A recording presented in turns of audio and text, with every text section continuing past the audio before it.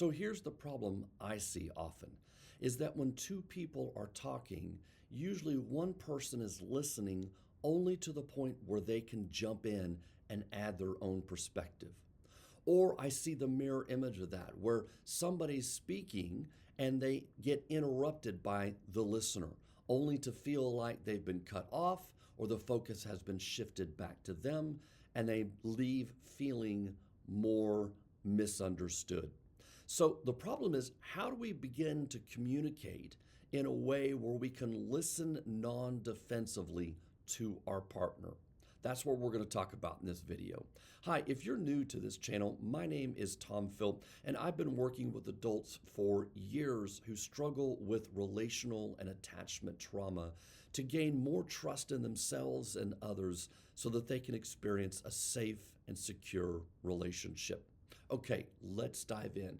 As I said at the opening, what I see often is that communication gets bogged down because the speaker and the listener oftentimes move into more of a defensive mode of listening as opposed to being more open and more vulnerable to what they're hearing. So we're going to walk through 4 things today that help you listen less defensively. Now, this is actually really hard work. Listening to somebody, truly listening to them, is not easy because you're fully engaged in what they're saying, and yet you're able to sort of bracket yourself, put yourself on hold long enough that you're not jumping in to correct, jumping in to defend, or shifting the focus back to you. So active listening is really hard work. And I would go beyond just saying it's active. I would say empathic listening is hard work. And when I use that term empathic, what I mean is that we're able to really step into the shoes of the speaker. We're able to step into, in this case, let's say, our partner's shoes and think to ourselves, what are they feeling right now? What perspective are they coming from? What might they be feeling behind what they're saying? And how can I better understand the deeper meanings that they're trying to communicate to me? Now, if you're doing that, then you're fully engaged in what your partner is saying. And you're less likely to listen defensively, and you are less likely to jump in and interrupt. And so that conversation is probably going to flow much better. But more importantly, your partner is going to feel way more heard and way more understood at the end of that conversation because they are not going to sense or perceive that you've put up some walls through your own defenses.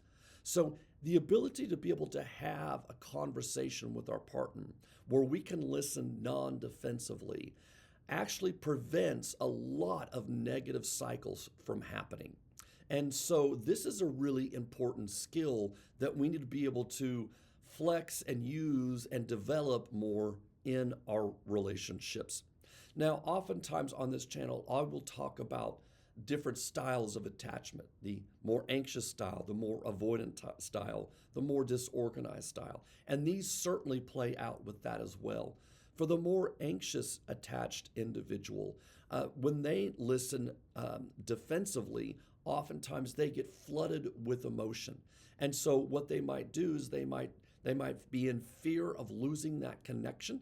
And so they think they've got to over-explain, or they think they've got to be able to give 1,000 explanations. Or if we just sit for 2 hours and talk about this, and surely by the end, I'll feel really heard and understood, and I'll restore that connection.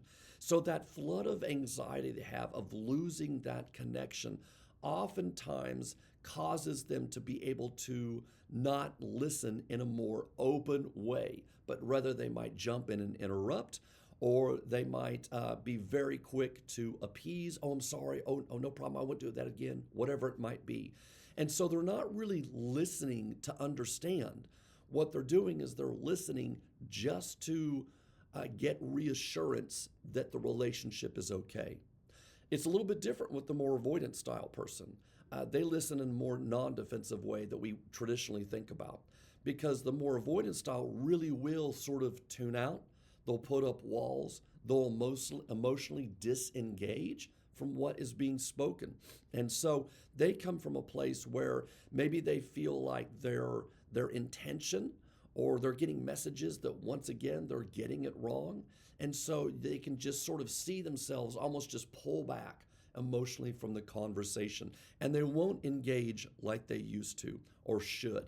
And so they're only listening now from a perspective of, I've done this wrong, I've missed the target, I might as well give up. There's no point, I'll never get it right for this person.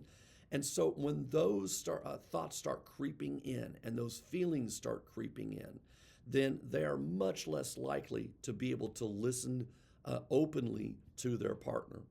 And then for the disorganized style individual, they might wax and wane back and forth. They might get very defensive and they might attack back, or they might begin to shut down. They might do that all in one conversation with their partner because they're not sure of quite of how to handle this. So I've seen people that fall into the more disorganized style.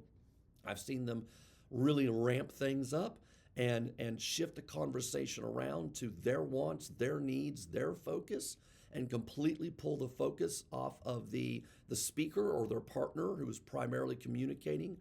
And I've also seen them completely just shut down as well. So they can wax and wane. You never quite know with the more disorganized style how they're going to show up in that conversation, which can be really unsettling for the partner trying to communicate to someone who's more in the disorganized style. So that's the problem. That's a little bit about what it might look like in our relationships. Let's talk about the 4 ways to listen non-defensively.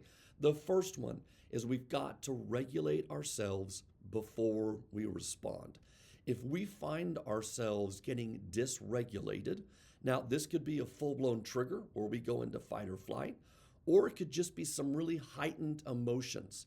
Think about a time where you've received some feedback that was difficult to hear. Probably your heart started racing a little bit faster. Maybe you felt a little more flush. Maybe you got some butterflies in your stomach, some anxiety started to creep in. If you weren't able to regulate that enough, then what happened is you tuned out in that conversation. You're not really listening. You're not fully engaged. There's something that was said that hit you and is being filtered a certain way, and you're now filtering out a good majority of what that person's trying to say. So the first thing we have to do is just simply regulate ourselves. If we can get more regulated, then we're more likely to be open to listening, and we're more likely to be able to respond in a way that is non-defensive. So that could be a variety of things. Whatever it is you do or you use to help regulate yourself, I want you to be able to use that skill. If you don't have some, here's a couple. The first one I like is the 5, 4, 3, 2, 1 approach. So look around the room, name 5 colors, name 4 objects, 3 things that you could touch, 2 things that you can hear, and 1 thing that you can smell or taste. What this does is when that anxiety creeps in, this helps you come back to the here and now.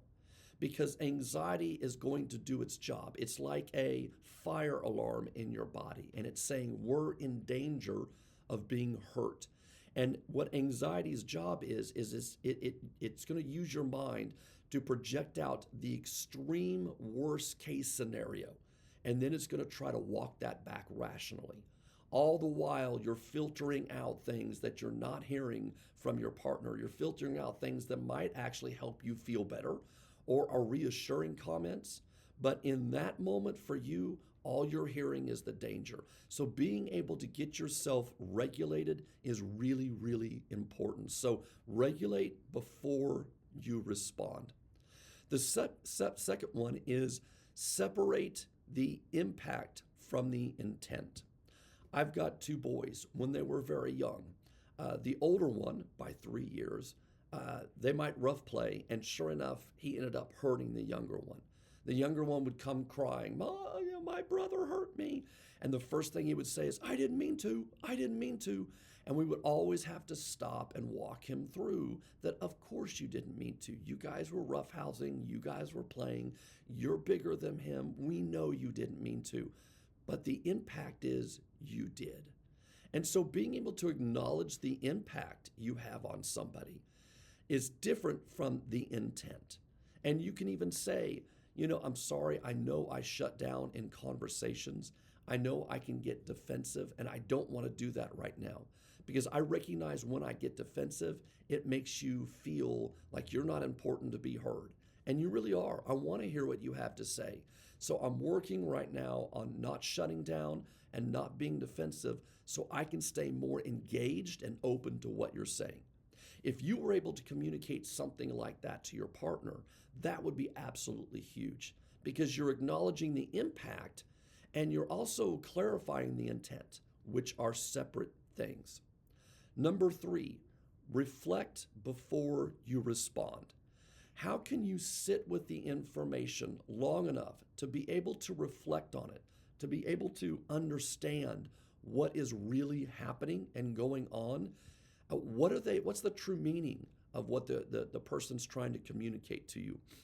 And so being able to reflect before you defend yourself allows you to understand what feelings are coming up for me, what does this feeling mean, and how can I respond in a way that doesn't just create more defensiveness.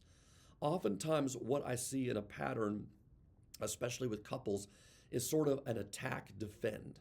So the person attacks the partner, and then the partner tries to defend and explain themselves.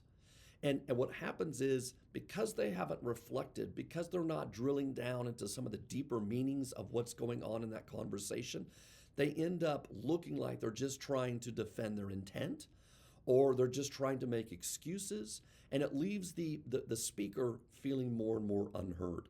So if you're able to reflect before you defend yourself, try to ask yourself 2 important questions. What is the root of the person that's talking to me right now trying to say?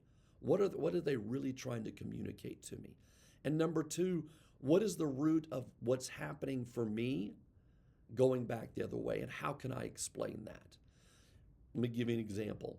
Right now, it feels like I'm being attacked, and that may not be your intent, but a lot of stuff is coming up for me right now, and I really want to try to be able to respond to you in a way to help clarify what's going on for you, in a way that you feel more heard. But right now, I'm feeling really attacked. So can I take a few minutes to myself to kind of think this through? And then I'd like to be able to come back with a response that actually feels reassuring, that makes this better. So that might be an example of a time when you are able to reflect before you respond. I don't think it means you always have to leave the conversation. Sometimes it could be just taking a deep breath and asking yourself, what is this really about? What does this feel like is the root of what's going on here? And how can I get and address the root of that as opposed to just the surface level of what this might feel like? The 4th and final one is name the feeling under the defense. So I did a little example of this earlier, which was, right now I'm feeling sort of attacked, and I'm feeling like I'm at fault here, and like I can't get it right, and I'm starting to feel really anxious about this getting much bigger, about this escalating into a much bigger argument. And so I'm really wrestling with those feelings right now. Even being able to communicate something like that, what's the feeling behind the reason why I may be more closed off, can really help your partner clarify. It might help your partner be able to soften their tone or to pull back and be less attacking.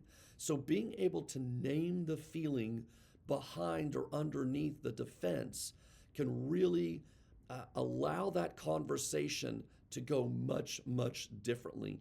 And what's going to happen is you're going to show up less defensive to your partner, and they're going to feel more heard and more understood, and it's going to allow you to take those conversations deeper.